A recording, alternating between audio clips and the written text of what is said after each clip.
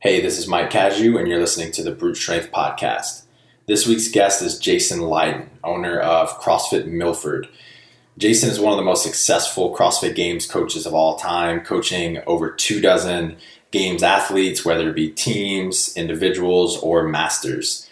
We dive into specific ways that you can improve your mindset, how you should approach the off-season, and how to get the most out of off-season competitions, as well as much more. Enjoy the show. Hey, this is Mike Caju, and you're listening to the Brute Strength Podcast. I'm here with Jason Leydon. Jason, thanks for making some time for me today, brother. Thanks, man. Thanks for having me on. I'm excited. So you're out at the Power Monkey camp. How is that? It's awesome. Yeah, it's really a great camp. I think one of the great things about it is just the scenery. It's on this beautiful lake. You're kind of secluded, so you almost get a week to kind of like unplug and unwind from everything else you have going on. And there's some amazing coaches here, and there's a bunch of awesome campers really from all over the world. I think there's like 25 people from Brazil or something, and it's pretty insane. So you meet a bunch of people, you have some great conversations, you learn a bunch, so it's awesome. That's awesome, man. And I know it's been going on for a few years. How have you seen it evolve over the past few years? Yeah, I think we've seen a lot of evolution with just the awareness of it and more people coming to it. I think the first one we did, there was more staff than campers. Oh, wow. Yeah, it's pretty funny. And then it just kept growing and evolving, and now they kind of sell out all the time. So I think just the awareness, and obviously the awareness of just the sport of fitness and gymnastics and weightlifting, kind of combining all that into some kind of like fitness retreat, people are really taken to. So yeah, it's done really well. That's awesome, man. I'd love to make it out at some point. All right, so let's get this going. What I want to talk about today is obviously coaching and kind of elite competitors. You're someone that I have a ton of respect for because you understand and you can articulate exactly what your intention is throughout the year and the way that you coach your athletes and the reasoning behind it. I've noticed that a lot of coaches are kind of just shooting in the dark and they don't have very good explanations for why they do things.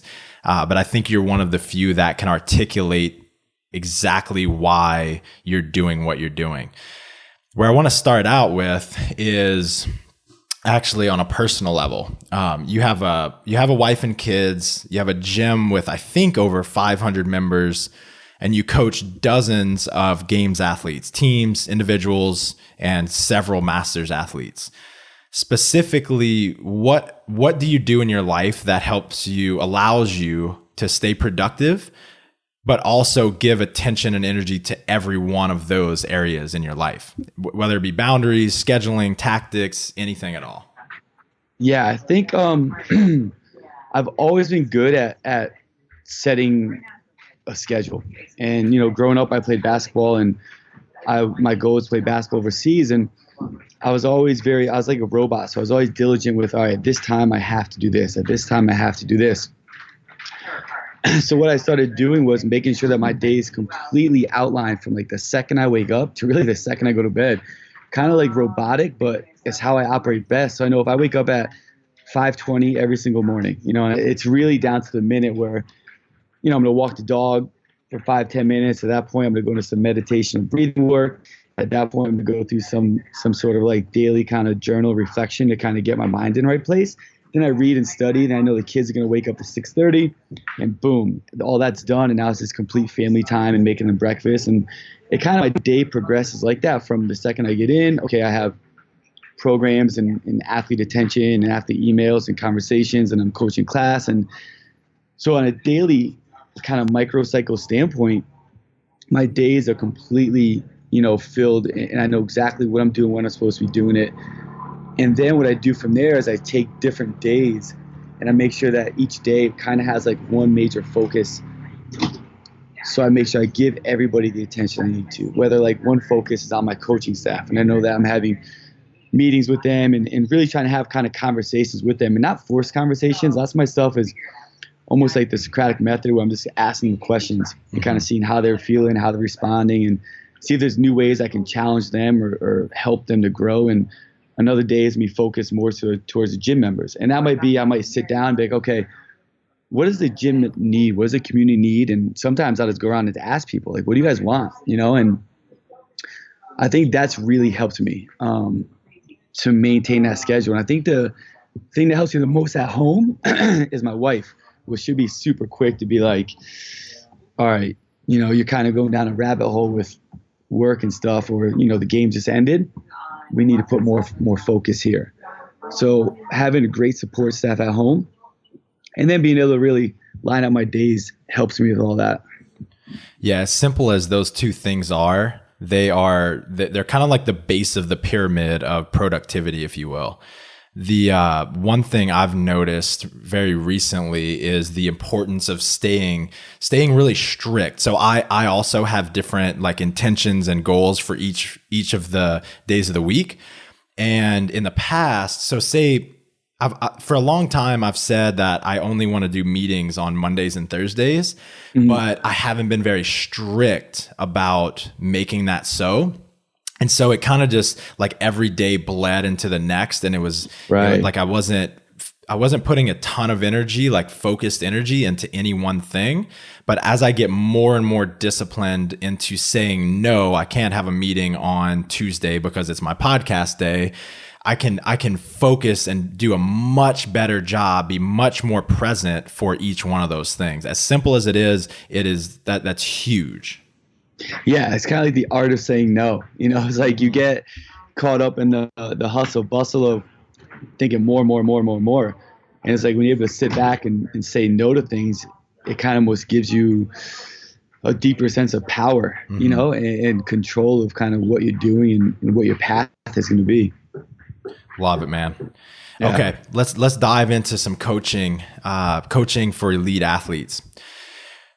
How do you start? So regardless of where the athlete, where their season begins, whether it's right after the open, regionals, or the games, what's the conversation like beginning that season? What are you preparing them for? How do you get them ready for the off season?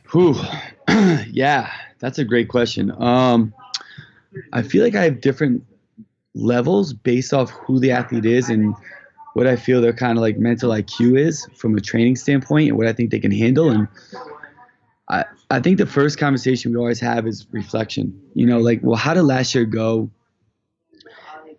And I try to give them some time to really have a deep self-reflection. Be like, all right, did you do everything that you could have done to be the best that you could have been, and I look at coaching as like, I'm a guide, like athletes are great athletes and I don't make the athletes who they are. I just guide them where they need to be. I kind of help devise what kind of roadmap they need to be on or what kind of turn we need to take, et cetera. But these athletes are amazing and they're going to reach these levels at some point if they have a good guide regardless. Mm-hmm.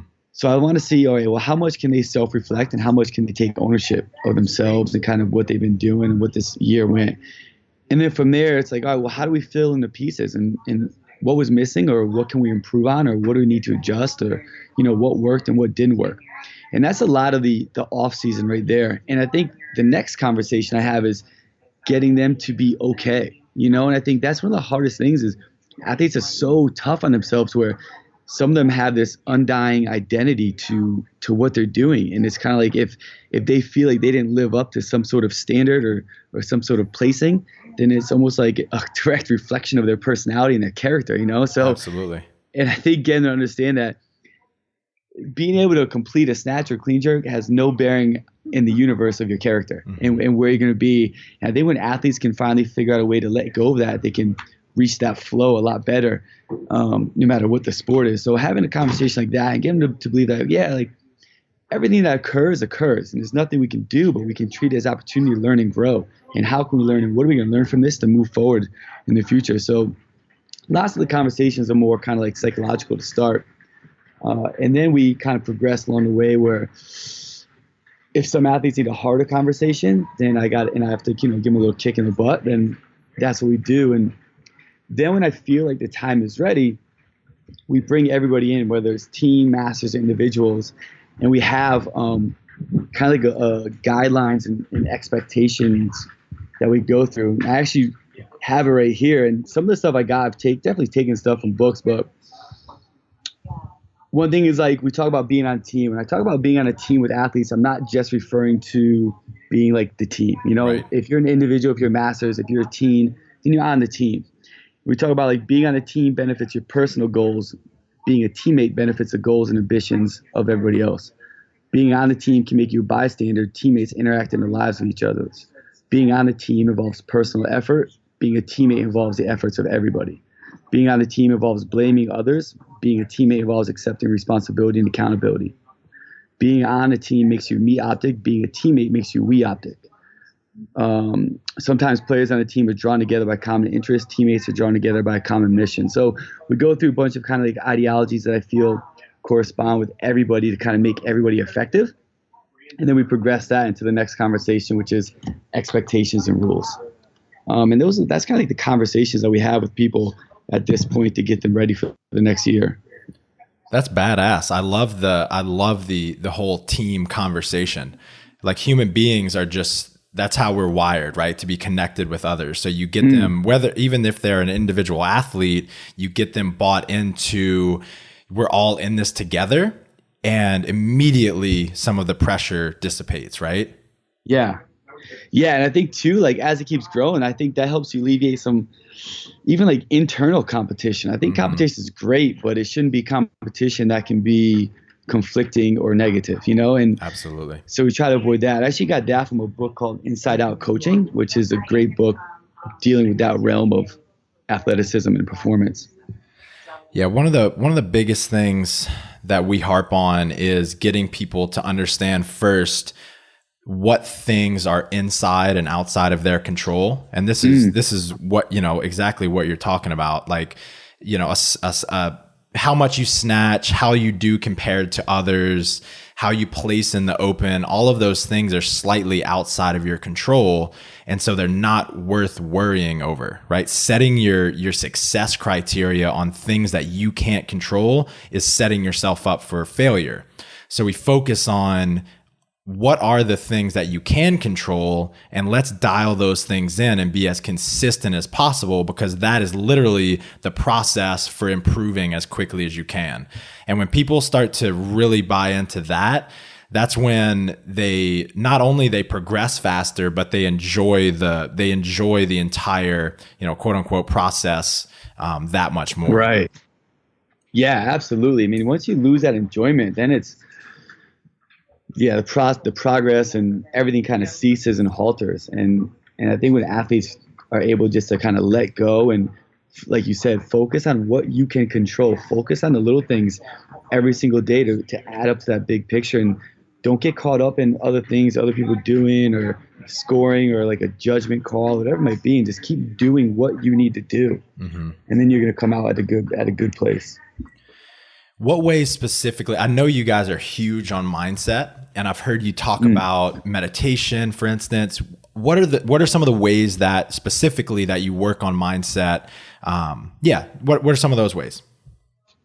I think I'm still experimenting with that. I feel like different athletes respond to different criteria, and I think my main purpose with mindset with athletes I work with is to focus on intrinsic motivation, and to understand that if you shouldn't need things to motivate you. You shouldn't need like a certain song or a motivational speech. So one aspect we work on with athletes is trying to find and develop intrinsic motivation. And I think that comes back to, you know, all understanding like your why and what you're doing, which Dr. John Berardi's been talking about forever. Like, why are we doing this? You know, and once you can pinpoint the complete passion, like this is the last thing I think about when I go to sleep, and this is the first thing I think about when I wake up, and throughout the day it just consumes me. Well, then that's your motivation. And what's that wrapped around? And how can we harness that and develop that and progress that on a daily basis? And then from another mindset perspective, it's negativity, you know, and I think the easiest thing that you can do is be negative. And that's the first thing that's going to kind of like attract to an unfavorable situation. So we try to train that in a mindset setting of how can we help athletes almost be their coaches. Like, you shouldn't have to rely on me when you're out there. You're your coach. You need to still be your coach, because when you're out there, if you're on regionals, like, I'm not there. If you make the games, I'm not there. It's not like it used to be where we're standing like behind a barricade, like 5 feet from you. We're in the stands, hanging out with each other like coaches. So how can you be that self-coach and talk yourself through those bad parts, talk yourself through a missed lift, and continually try to be positive? And those are the two main focuses that we deal with meditation with the athletes. And then before that, it's just, what are some of the aspects that we can do to de-stress, and get rid of the daily stressors, whether that's breathing techniques, whether it's, a journal, reflection. And I think all that kind of ties together, but that's kind of like where we're focused right now with that. Hell yeah. There's a phenomenal book that I reference often called Self-Coaching 101. And it's exactly what you're talking about here. So one of the reasons, and this is for anybody that doesn't understand, like, why do we do meditation? Like, why is meditation so helpful for athletes? This is one of the reasons. So there's this moment. So we all have these circumstances that happen in our lives that are really outside of our control, right? Let's say we get a no rep from a judge. There's this, like, an untrained mind is going to just have a thought and immediately just believe that thought, and just, it's going to have a trickle effect. So the untrained mind might think that the rep is, that was a good rep. The judge is full of shit. The emotion associated with that thought is maybe defeated or hopeless. The behavior is to kind of like lose your posture, start to break down. And the result is that you fall apart in the workout and you get a poor time, right? That's what happens with so many athletes, especially, you're less emotionally intelligent, less mature, poor mindset athletes. With meditation, we want to increase the distance between that circumstance and the thought. So there are so many possible thoughts that we could choose based on getting a no rep. One possible thought is, hey, I was probably not going deep enough in my squat, or something like that. And then obviously that has an entirely different trickle down effect from there on out. So literally just practicing meditation will lengthen that gap. That's one of the things I learned from that book. So that came up while you were saying that. Yeah, it goes back to like the whole fixed versus growth mindset. It's like, do you look at it as just black and white, or are you able to look at it from a growth standpoint and adapt, just like you said? And I think that's so critical for athletes, is learning, like, if you come from other sports, and I was coming from basketball, and it's even little things like that quick 5-minute meditational routine you do at the free throw line before you shoot a foul shot in a big game, or mentally kind of walking through the games before they even occur. And can you take those concepts and transfer them to CrossFit and transfer them to fitness? And I think you absolutely can. I think you need to. And little things from posture, to facial expressions. Like, no matter how much pain you're in, what are you telling yourself? And I could tell right away what someone's telling themselves just by what happens to the shoulders and the eyes, and it's like, well, we got to fix that. Like, don't succumb to the feeling of like, oh man, this is gonna be so bad. It's gonna be so bad. And I think something I loved going back to the games was with you guys, the Wasatch Brutes, on the assault bike and heavy deadlift workout, where Brendan Ford has absolutely destroyed the assault bike, right? Like, pure power. And he ran to the deadlift, and no matter what happened, the one biggest thing I noticed from your guys' team was your posture and the facial expressions. No matter what was happening or transpiring, was always kind of like dead set. And I was kind of watching that throughout the week, and I was like, man, these guys are fucking firing this week. Like, I don't see anything occurring. And I think that's so key, because other people see that too. Like, oh man, these guys are solid. We're fucked, Yeah. Versus if you see people like hunched over and like just pain and like making like these weird facial expressions and like arguing or doing little things, like, all right, we can get them. At some point, there's going to be a breaking point and we're going to chip away. Right. But you don't see that psychologically. Like, man, they're not going to break. And I think that can go so far from a psychological standpoint of competing as well. Absolutely. Yeah, I think Adrian has that old football mentality, that killer mentality, and he just sets the stage for the whole team. Yeah, it's great. I've heard you say the most contagious thing in the world isn't positivity, it's a negative thought. What do you mean by that? That's actually a quote I got from one of my good friends, Angelo, up at Chicago and O'Hare. And he said it to me one time, and I thought about it. I was like, man, that quote is like dead on, right? The most contagious thing in the world isn't a positive action, but a negative thought.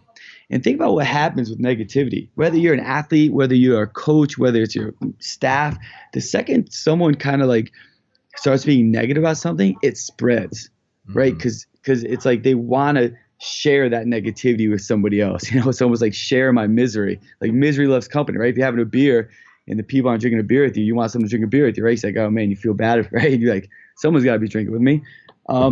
So I think with that, it's so quick and so easy to look at the downside of things, to look at the pain or discomfort of something, to look at, oh man, we're here again super early, like what the hell, or he's making us do this again, or we got to do that. And it's just like chirp, chirp, chirp. And all of a sudden it spreads like wildfire, and I think that can happen in a top-down approach with management, to your staffing, to gym members, to a team, to athletes.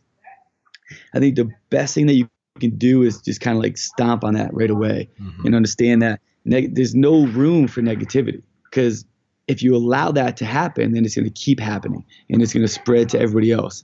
And at that point, you're going to look back and be like, man, I lost control, or what just happened, and I think that's one of the biggest things that you can do, whether you're a gym owner, whether you're a manager, whether you're a leader or you're coaching, is once you hear that and you sense negativity start to arise and get bigger, you got to be like, all right, we got to put this out. Like, that's done. And how you do that is completely up to your personality, whether it's having a conversation, trying to figure out where it's coming from. Is it a defensive mechanism from another situation that has nothing to do with what's going on, but they're allowing it to? And if that's the situation, then you got to learn how to deal with that as well. So being able to sit back and recognize that, and then figuring out a way to diffuse it, I think is key for growth in all areas. I couldn't agree more. And I like what you said earlier about equipping athletes with the ability to do this for themselves out on the game floor. It's not about teaching them, when I'm tired, I should only do 4 muscle ups instead of 8, right? It's so much deeper than that. When they learn how to regulate their own emotions, that's when they can reach the next level. That's when they can reach that next gear within workouts without needing you right by their side. Yeah, exactly. And you see all the amazing athletes in our sport who do that, who really doesn't matter like what Dave says with the workouts or how they place in the workout. Like, they're just steadfast and they're earnest. And if there's a slip up, like, you would never know there's a slip up. There's a no rep. It's not like, oh man, I got a crappy judge. It's no, okay, well, if I'm doing pull-ups and it's a no rep, well, let me pull higher. If it's a muscle up, I got no rep. All right, well, let me lock out a little bit more.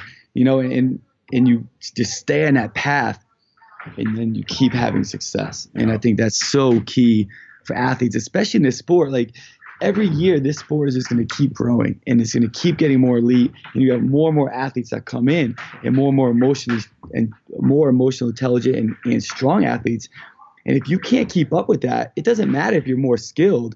If they're a little less skilled, but they're emotionally stronger than you, and they can recognize that a lot better, then they're going to get you when it comes down to it. Right. Yeah, you might get them on one workout, but over the course of time, they're always going to prevail. Yeah. So let's shift into the physical side of things a little bit. What are some of so it's, what is it? We're in October, so we have about 6 months until the Open.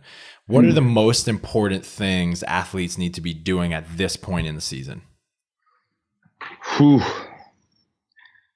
a great question. I think it's very specific to the person, and if I say that from a couple examples where we have an athlete who is a bigger guy, great lifting numbers, fantastic, absolute strength, great strength speed. So his squats, his deads, his snatches, his clean jerks are phenomenal.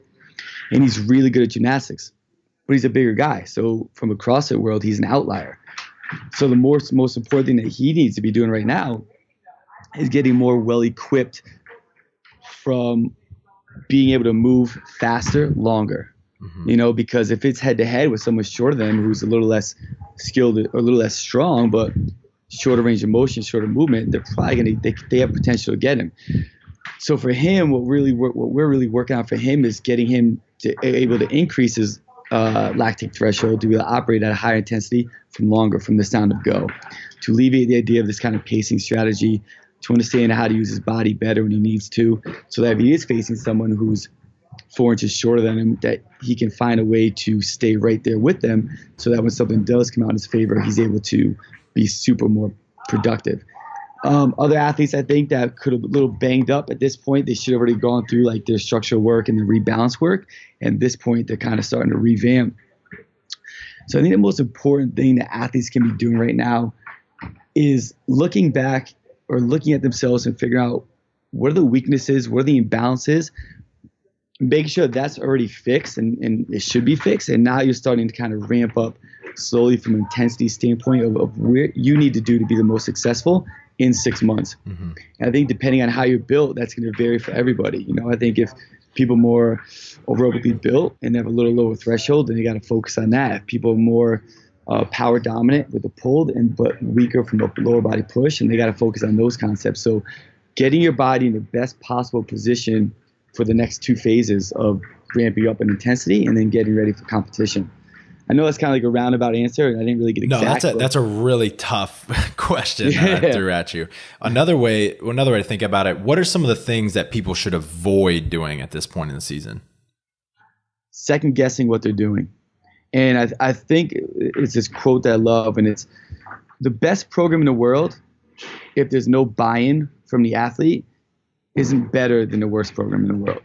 And I think what that's stating is that where athletes, I think, can find themselves getting in trouble is getting too consumed with what everybody else is doing. Yep.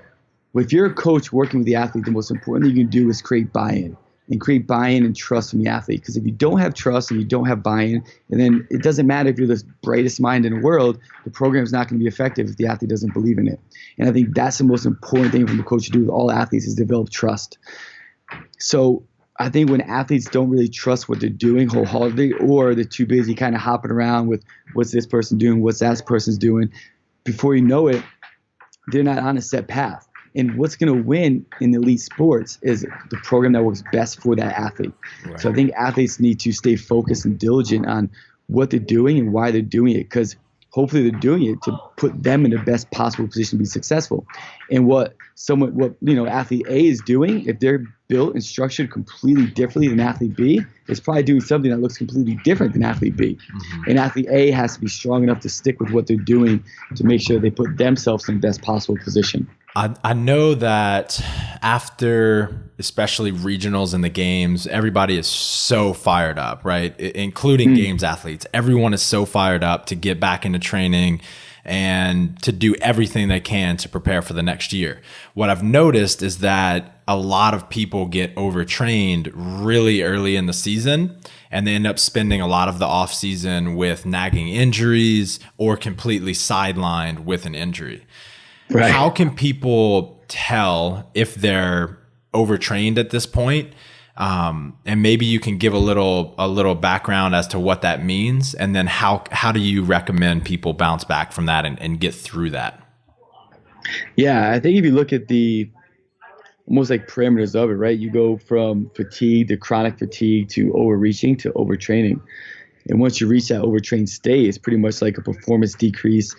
And telltale signs of it are your mood changes, you loss of appetite, lack of sleep, your whole rhythm is off, you kind of cease to have any sort of performance gains, you have nagging injuries.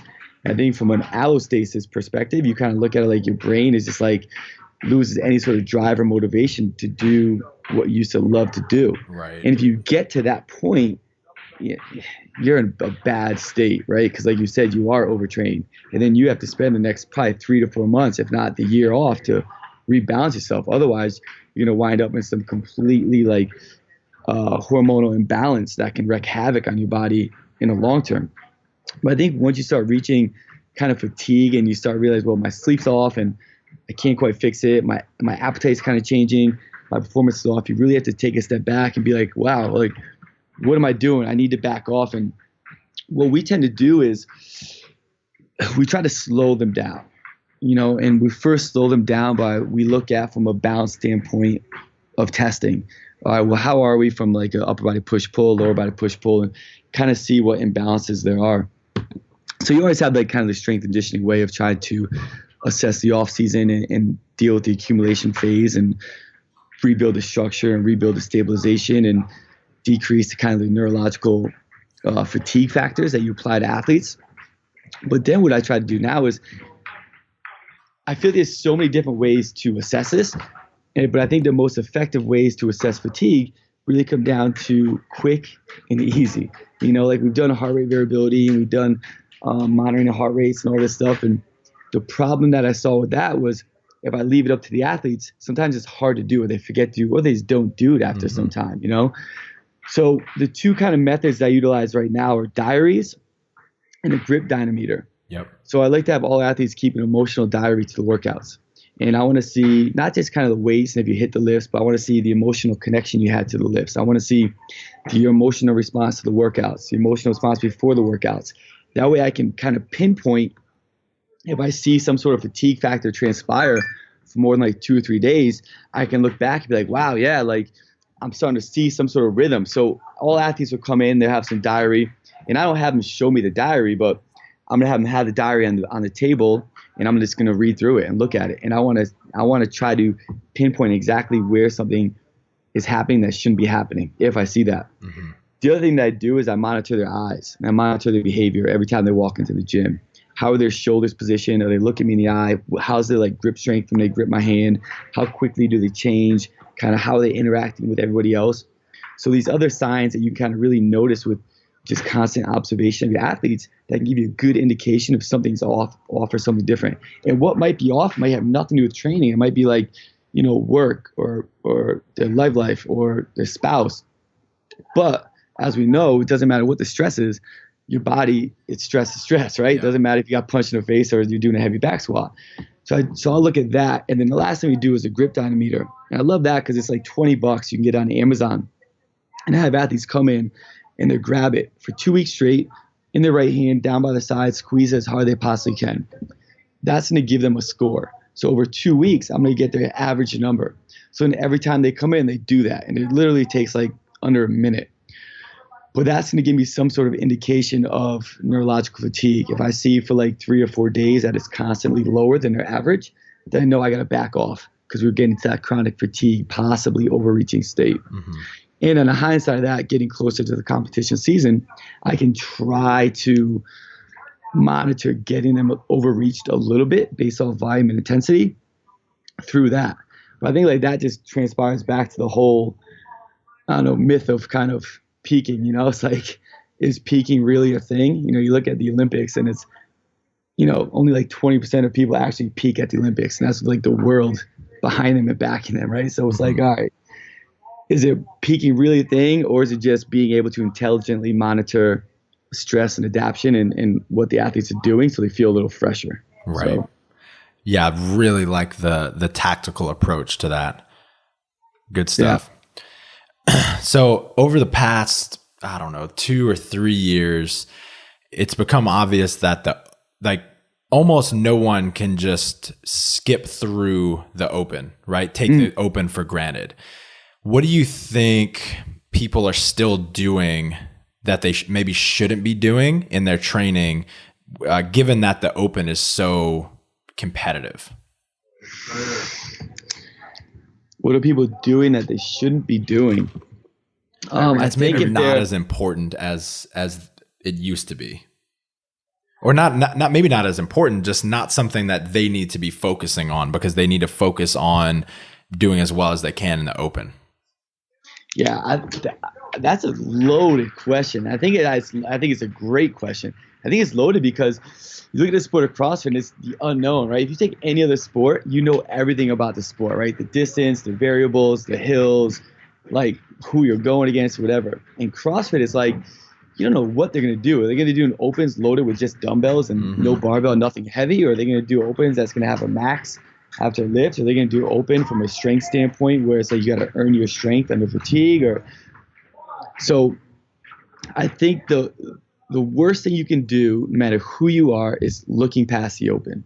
And I think if you're still doing that, then you're like light years behind. You're light years behind everybody else, because if you're looking past the opens, then you're gonna find yourself in a whirlwind of shit at some point. Because it's so, as we all know, like one rep, 10 seconds, like half a, like that can be like 100 spots, right?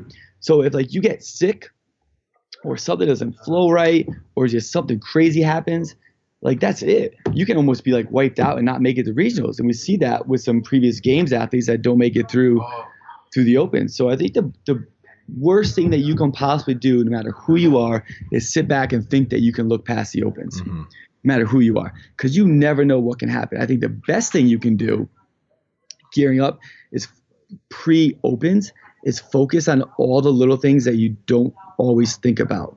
Like, what kind of pillow do you sleep on? How many times you washing your hands? Are you making sure that you have good hygiene? And I think that stuff sounds silly, but I think that goes back to just the law of marginal gains. And it's like, if you're doing stuff to make sure that you can get good sleep, that you try to avoid getting any sort of sickness or illness, that you can avoid excess stressors that you don't really need in your life, then that's going to allow your body to function as a race car for your race event, right? Which is each week, that workout. But if you go into that with already a couple miles under the belt and already beat up a little bit, then you're functioning at 50%. Functioning at 50% in a sport that takes less than 1% to the next level, well, you're going to be in a lot of trouble, right? So that's kind of like how I feel about that. Love it, man. One thing, the biggest change that we've made. So when I was still competing, we had the mentality of all we need is 8 weeks to get in condition, to get conditioned enough to compete in the open. And back then it was enough, it was enough for all of us to place top 20 and, case was closed. Over the past couple years, we have started preparing our athletes earlier and earlier and earlier to the point where it's a 4 or 5, even 6 month kind of open prep period where we're doing much more sport specific work to prepare everyone's engines. Because in the past we were isolating each variable too much and they just weren't prepared enough for the open. Right. Yeah, I mean, I agree with you wholeheartedly.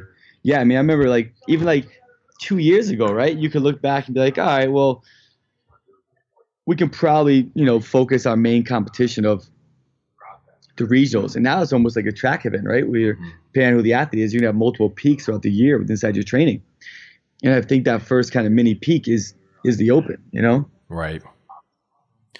So at this time of the year, a lot of people are doing local competitions or they're doing some of the bigger ones like Granite Games and Wadapalooza. How do you, and this is super useful, especially for younger athletes, more novice athletes that don't have as much experience.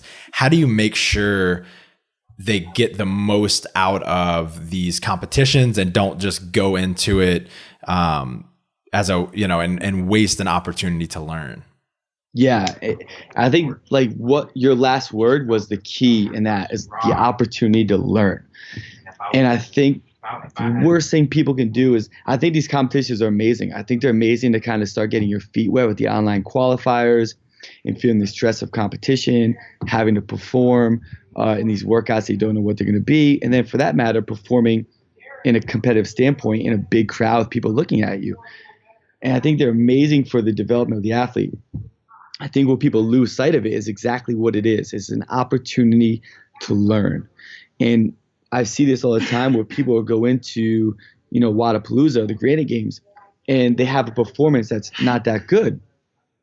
And all of a sudden it's like the worst thing in the world. It's like the dog died or, they just got hit in the face with a bat. And it's like they question their life and they question everything they're doing. It's like, hold on, slow down a little bit. Like, think about what point of the year this is in. Like, what is your primary goal and focus?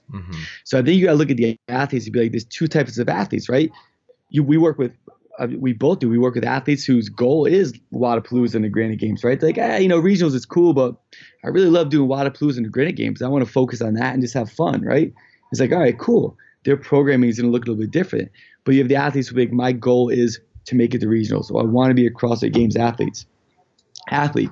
It's understanding that these these workouts, these competitions, it's a step. It's a step for learning. This isn't a peak. We're not training for this.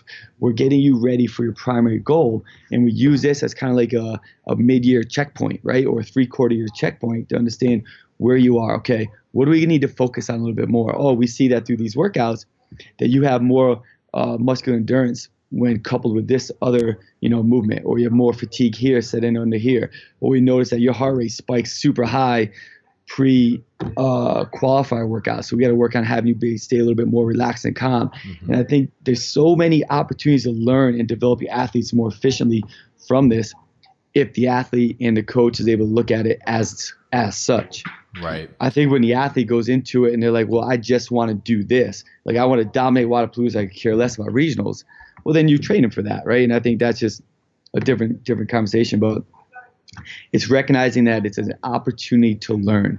And if you finish on the podium, great. If you don't, great. Well, what do we need to do now? And if you finish on the podium, what holes do you have in your game that we saw that we have to improve on? So I think that's the main thing there. I think it's also really interesting to look at things like, what were your expectations going in? So you may notice, I expected to win, and after day one, I wasn't winning, so I just shut down. And like really getting into your thought process throughout the weekend, I think can teach you a ton that you can take into the open and regionals and the games. Oh, so much. Like you can look at the athlete and be like, well, how do they respond to the judge's call? Mm-hmm. Right? How do they hold themselves walking out onto the stage? It's like, I want to see an athlete that's almost like, like a caged animal. Like, I don't care if I'm standing next to, like the Noah Olsons or, Matt Frazier's, whoever's there. I want you to be standing next to them and being like, I'm going to fucking take this guy down. Mm-hmm. It's almost like, or you get out there and you kind of like shell shock, like, oh my goodness, like there's so-and-so and there's so-and-so. And so I think you can really look at it too from the psychology of competition and the psychology of performance. And you can kind of sit back and watch your athletes and be like, well, how do they behave? How do they manage themselves? Are they dicks? Are they cool? Are they gracious in defeat and what's it? Gracious in victory, and what I'm saying, or humble in defeat. I'm completely butchering that one, but what do we have to work on? And oh man, it's so much that you can kind of take from the athletes in that standpoint and try to kind of fix or change, or that matter, be like, all right, well, I think this is just how this person is, and we got to try to get the most out of what we have with this person, So you work with a ton of masters athletes, some of the best in the world, such as Sean Ramirez, Ron Ortiz. What have you learned about these guys that are and ladies that are unique challenges or opportunities for masters athletes? So when I first started work with them, I think the biggest challenge was understanding the beautiful blend of life and training, and they're coming at it from a completely different perspective. Mm-hmm. And 95% of them have in my opinion, have a better finger on the pulse of what truly matters to them. Right. So they know that their life doesn't stop and start with CrossFit. They have families, they have kids, they might have another job. So they go into it with a different mindset. And I think getting to truly understand their mindset and their priorities and instilling the training to coincide with that, and not instilling what you think it needs to be. It's instilling what's going to be most effective for them. And I think that's the most critical thing with a coach, is learning how to adapt to your athletes, not expecting your athletes to adapt to you. Mm-hmm. Knowing, okay, what is their true priority? Okay, they don't live and die with CrossFit. They live and die with their family. Great. Where does this fall in line? And what do I need to do to make their training session the most effective it can be, based off their priorities and based off how much time they have? Right. And I think work with the masters really got me that insight, because me as an athlete growing up, I lived and died with basketball. Like, that was everything. I was like, if I missed a jump shot, and that's why I think I'm able to reflect and coach on this, because it's from experience. I understand what it's like to sacrifice everything in life because my goal was to play professional basketball. So I sacrificed everything, and I lived and died with kind of like whatever I was doing from the sport of basketball. And I also saw the detriment that had on everything else I did, right? Like the give and the take, the counterbalance. There's no such thing as balance, there's just counterbalance. So I think with masters, it's understanding what their passion, what their purpose is, and making sure that the training that you're doing coincides with them, like their ability to move, their shoulders, the ligament, tendon strength, or weakness, how much time they have to train, what the stress factors are, and how much more it can affect them versus someone who's 22 years old. And understanding the biological response to training and the effects of training was one of the biggest challenges, and also one of the biggest learning curves for me. Yeah, what you started with is huge. The perfect program is the program that you follow. Or no, now I'm butchering it. The perfect program is one that works for that person. Yeah. Is that what I said? No, yeah, it's something like that. I hope everybody understands what we're saying. It doesn't matter how good a program is if you don't follow it. Right. And so adapting the program to the person's lifestyle rather than expecting the person to adapt their lifestyle to a rigid program is absolutely the way to go. And I love the piece about purpose. That definitely resonates with me. We have our guy Jeff Prejean, who is just so dialed into what matters to him, and he has a great balance in his life and is still able to, put forth a ton of intensity and consistency into his training program because he's very clear about what matters to him, and he's been able to cut out everything that doesn't align with his values. Yeah, and think about that. And what do you constantly see from these people? You see progress, right? And you see enjoyment. Yep. And it's fucking awesome. Yep. And I think there's so much to learn from that. And I think as coaches, it's understanding that, and also understanding training, strength and conditioning, and how it differs for athletes, and how it differs from fatigue factors and stress responses and the neurological stimulus and volume and intensity and time. And you couple all that together, and that's when you start making some magic. Love it, man. Got a couple more questions for you before we wrap it up. So I think everyone's heard some version of the common phrase that I learn more from my athletes than they learn from me. But I'm not sure I've ever heard a single person say exactly what they learned from their athletes. So I'm curious, what's one of the biggest things that you've learned from one of your athletes or multiple in the past couple of years? I think one of the biggest things that I learned was how to get rid of my ego. So I think the biggest thing that I learned was how I can take a step back and understand that it's not about me. And I think my learning wasn't like a direct reflection of, oh, look at this person doing that. Like, wow, okay. I think it's more of me standing back and be like, man, I think for me to be the best possible coach I can possibly become, I have to have a true belief and a true understanding that it's not about me. Like, I don't matter. Like, what matters most are the athletes. And if I'm doing the right thing for them, for who they are, then it's going to be good. And we're going to create something amazing. If I kind of try to keep myself into it and keep my ego there, then it's going to be really bad. So I think working with a bunch of different athletes really forced me from that self-reflection and self-growth standpoint to kind of learn how to get rid of my ego and be there for them no matter what. I love that. What's one thing you've stopped doing or let go of that has made you a better person or leader? Goodness gracious. Worrying about things that I can't control. I think just through my personality, when I was younger, I felt like I always had to control everything. Like, where are you? What are you doing? Why are you doing that? And it was this overbearing. And I think being able to let go of some control allows me to become a better leader. Absolutely love that. Okay. Complete these sentences for me. Oh, okay. If I were a type of barbecue, I'd be blank because blank.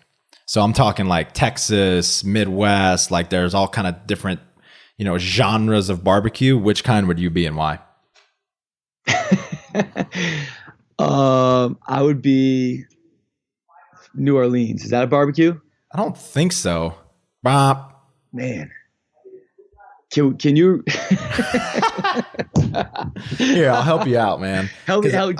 I think I would be like some Missouri barbecue because I'm a pretty thick guy, but I'm also, I don't know, like I have a lot of different pieces to my personality. So Missouri barbecue is like very thick ribs, but it's really saucy. So I don't know if that's like in reality what I would be, or if it's just what I would like to be. But I think that's my style. All right, I think I would be my barbecue. What's the barbecue that is more kind of like tender and lean? Memphis dry rub, maybe. Boom. I would be Memphis dry rub. Because there's not a bad kind of barbecue. So don't judge yourself for this. I've completely dictated my life on this answer right now. Yeah. I'd be Memphis dry rub because I love Memphis. Love it. That's a terrible answer, but honestly, dude, like I don't know my barbecue. Well, you're tall and lean, so it makes sense from a physical standpoint. You can answer it however you want. I feel less of a man right now. Second one, my male CrossFit crush is blank. Michael Cashew. Damn. Because because he is an absolute stud, and he looks great too. That's pretty badass. I like that. Here you go. Word, man. Threw you some curveballs there at the end. You threw me two major curveballs. Two major curveballs. Hey, you crushed it up to that point though, man. They're going to give you a pass. Yeah, make sure that everyone who listens to the end just kind of like, all right, stop listening once Mike. Right, I'll throw that in the intro for you. Yeah. All right, man. Where can people keep up with you, find out more about you? So Instagram is Jason Leydon. Our competitors have a home at CrossFit Milford Athletics. Our gym page is CrossFit Milford. The gym website is CrossFitMilford.com. Love it, man. I was as I was researching and preparing for this podcast, I listened to a couple of podcasts that you were on, and I've been calling you Jason Leydon this whole time. Everybody does. That started in like second grade. And I think by third grade, I was like, you know what? I'm tired of correcting people. So whatever. Oh, that's awesome. Dude, this was phenomenal. I think coaches and athletes are going to get a ton of value from this. So I really appreciate your time. Man, I really appreciate you allowing me to be on this. It's awesome. I listen to you all the time. I think you have one of the best podcasts out there. So I was absolutely, I was stoked to be on here, and I really appreciate it. Thank you, Michael. Absolutely, brother. Talk to you soon. Thanks, man.